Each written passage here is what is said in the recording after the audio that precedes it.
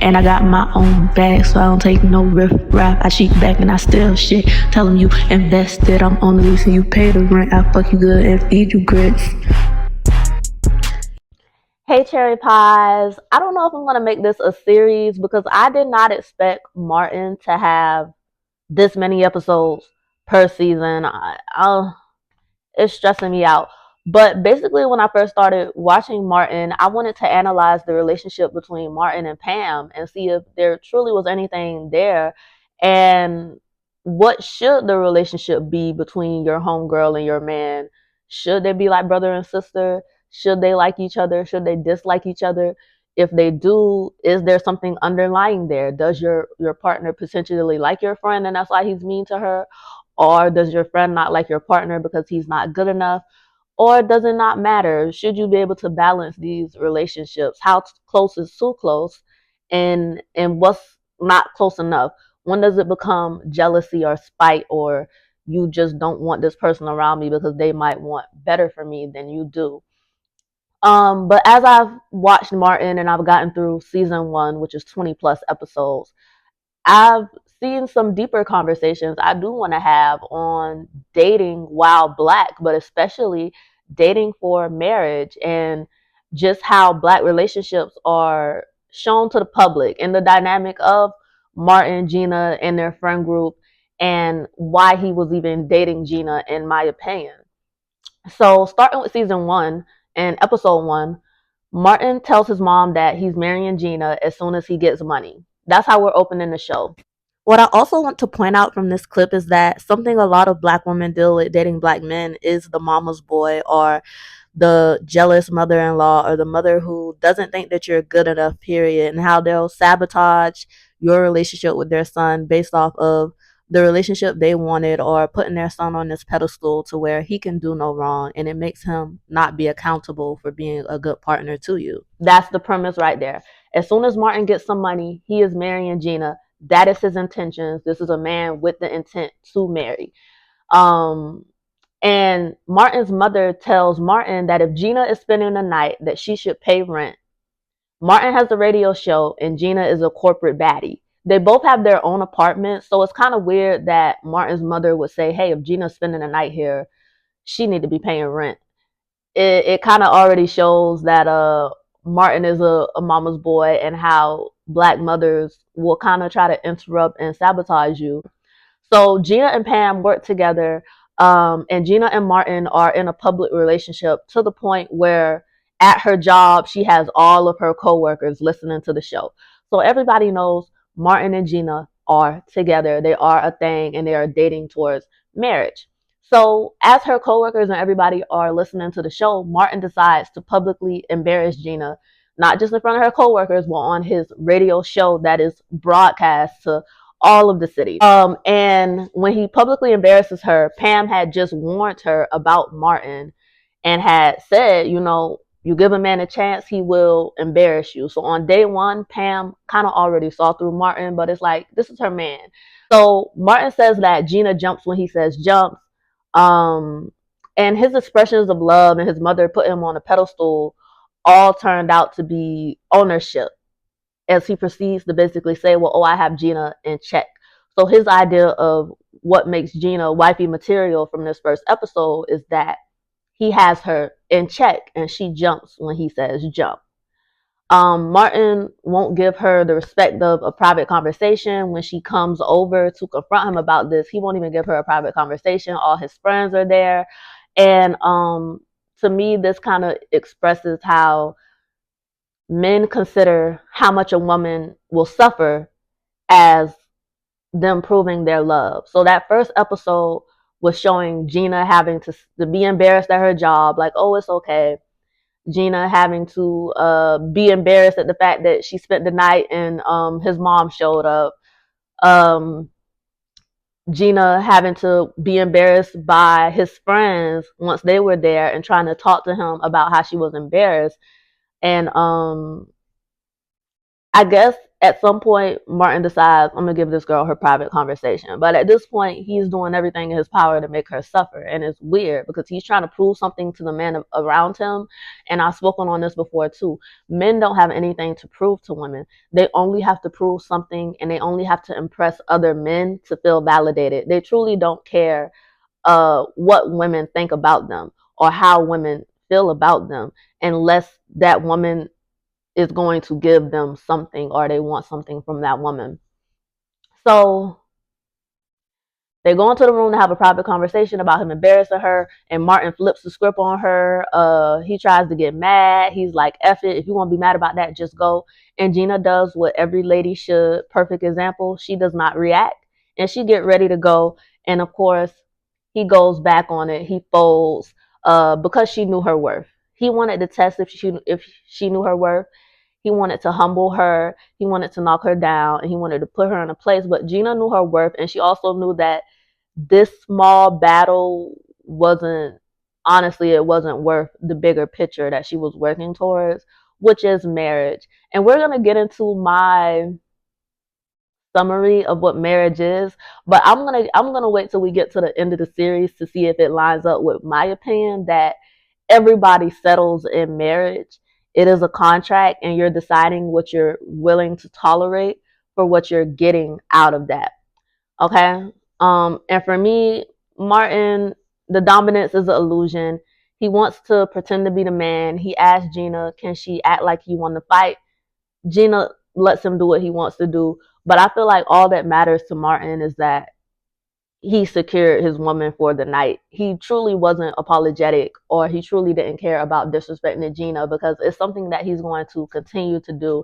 And I think it is a good expression or allegory for how Black men feel that they have to prove themselves to everyone else. And then the woman who they can be vulnerable with in private, they have to suffer or see who this Black man truly is and accept him for him, or that's how they feel it should go. So episode 2, it is Gina and Martin's anniversary, and everybody's telling Martin to get Gina a gift, and Martin's like, no, I'm not getting her no gift. Everybody keeps telling Martin to get him a gift, and Gina even wakes up telling him how special today is going to be, and she can't wait. They've been dating a year and 2 months. She got him multiple gifts. Martin lies to Gina. He makes her search for the gift. The gift is not there. And it's a good example of men weaponizing ignorance. Gina knows that Martin has no gift for her. What I love about the series too is that it shows how both sides play at it.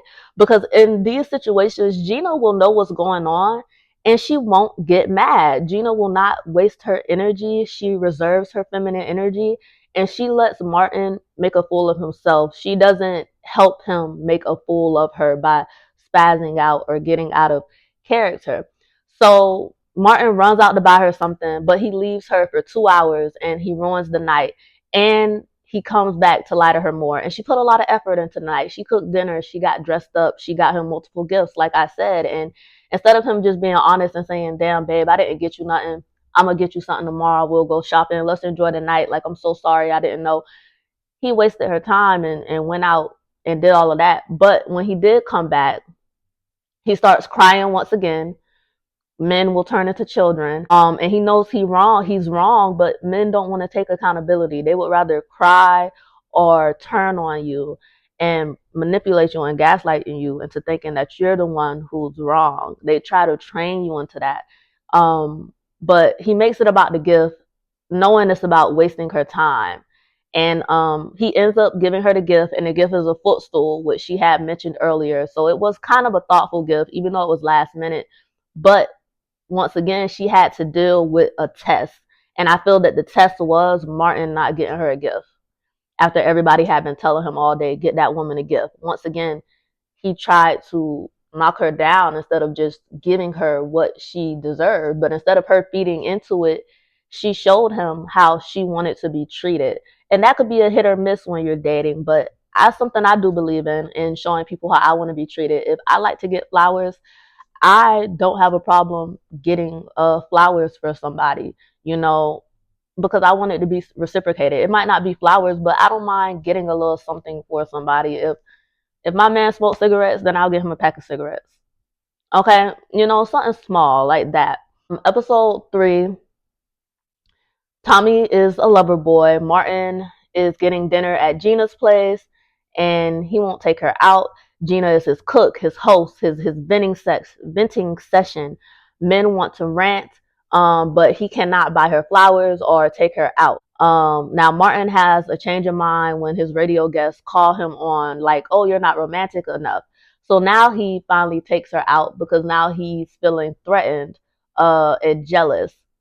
So Martin, essentially, to me, he tries to ruin her time when he does take her out so that she doesn't want to go out again. I feel like this is once again another good example of the relationship dynamic between black men and black women, where black men will pretend not to know how to date or pretend not to know how to act in certain settings so that you don't ask them to go again. Babe, I want to go to this really nice dinner. They'll sit there and complain the whole time. Why is this so hot? Oh, I don't like this. Take this back. They'll be rude to the server or they won't tip. They'll embarrass you to the point where you say, you know what?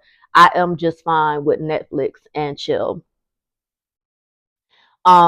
And then Tommy, who was looking like a simp and being super romantic the entire episode and just catering to his black woman and letting her rest in her feminine energy, rubbing her shoulders and her feet and just doting over her, she moves on. And I believe that's meant to leave us with the idea of like, oh, you shouldn't want what others have. You shouldn't think the grass is greener, because although it looked like Tommy and his girl were having such a good time and Martin and Gina end up going home to watch Netflix or whatever, Tommy girl end up leaving him for a different man, for this loopy character that Martin has created. And I thought that part was kind of irrelevant because Tommy did nothing wrong. No reason his girl would really leave him on the dance floor. It can happen to people, but I think it was just meant to insinuate like, oh, don't be a simp. Don't be too romantic to the black woman because they're not going to appreciate it anyway and they'll just leave you. The black woman wants to suffer and she wants to go through hardship with you to once again prove her love for you. Otherwise, she doesn't love you. If you're too nice to the black woman, how can you know that she loves you and she won't just leave you for the next man who's nice to her? So men are going to test your love by being mean to you, by being the one that they feel like, oh, she's going to accept me being mean, disrespectful, rude, or not caring. The least or the less and less that she will accept from me, the more I will know that maybe she won't accept from a different man, accept better. Like, by the time we get to episode 4, Martin has no problems with Pam. Here and there, I feel like in these early episodes, she's given the angry dark skinned friend who ain't got no man. She's a hater. And Gina is the kind, understanding, light skinned, the perfect wife. Um in episode 4, Gina borrows money from Cole. She was running late and Martin was in the shower. Now, this is community. I like this episode because it's a question of community, but once again, Martin sees it as a question of his ownership over Gina. I feel like any man or woman in my friend group, we should be able to ask each other for money. Martin calls her on her lie, and Gina, and her lie was basically that she asked Cole for the money because Martin was in the shower. Really, Martin had just paid his rent, and so Gina did not want to get the money from Martin. And Cole lives with his mama, so Cole had extra money because Cole don't really pay rent, I guess. And so Gina was just like, "Let me hold the money from you." And so money is power, and Martin would have preferred to borrow the money, but this episode to me is just an example of never let your man know you getting money. Gina makes more money than him, and after this is brought up, he puts her out because Gina doesn't need him and he doesn't like that. Once again, Martin feels ownership and like money is his way of ownership. Martin brings up his radio image and losing his audience. And I love this perspective with the show as well because Martin is a current day podcast bro. Selling this image, selling this message online. Yeah, Martin is an influencer and most men learn from Martin. Like in current day, a lot of men that we grew up dating, they watched Martin. Martin was their favorite show. And they learned all these same little attitudes and things about dating. And Gina was their example of how a woman should love them for most current black men in our day and age that we're dating. And so he talks about a man's role a lot on his podcast. And as an influencer, I can agree with him.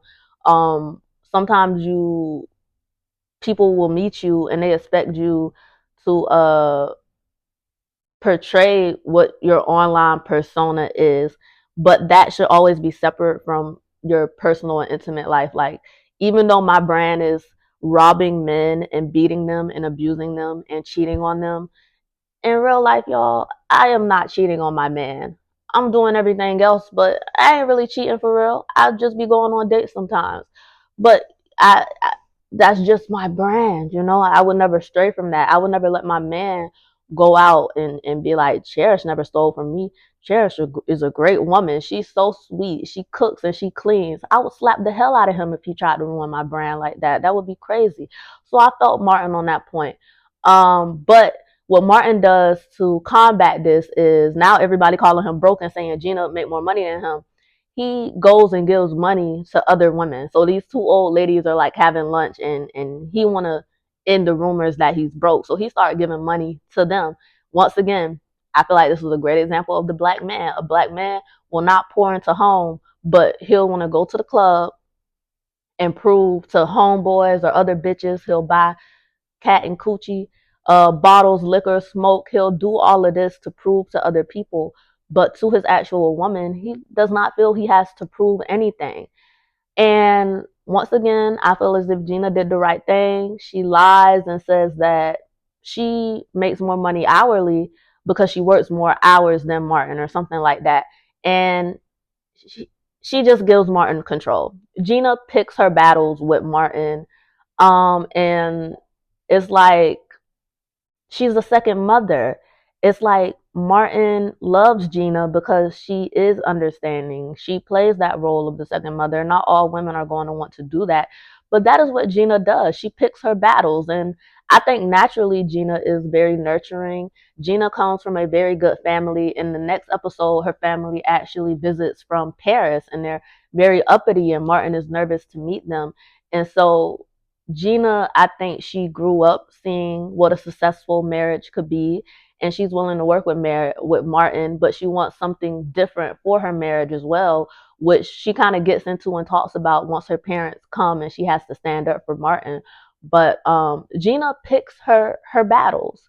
I think she sees the potential of Martin's show. She knows that Martin is going to be successful. She's successful. She's willing to grow with Martin. She knows what she wants, and she's going to play her role. But Gina also demands respect.